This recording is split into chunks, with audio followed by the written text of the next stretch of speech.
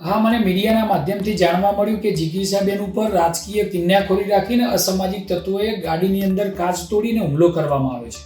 આજે બેનને નાની મોટી ઈજાઓ થઈ છે, તો મારે ગૃહમંત્રીશ્રીને પત્ર લખવાનું એટલા માટે કારણ બન્યું કે તમે કાયદામાં રહેશો તો ફાયદામાં રહેશો એવું વારંવાર ગૃહમંત્રીશ્રી બોલે છે।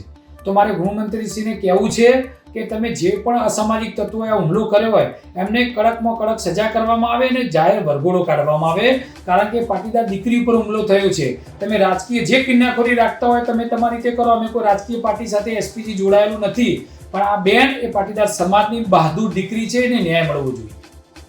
અમે તમને આપીશું પળે પળના સમાચાર। જો તમે અમારા નિર્ભય માર્ગ ન્યૂઝ ચેનલને સબસ્ક્રાઇબ કર્યું નથી તો અત્યારે જ નીચે આપેલા આઇકોન બટન પર ક્લિક કરીને સબસ્ક્રાઇબ કરો અને શેર કરવાનું ભૂલશો નહીં।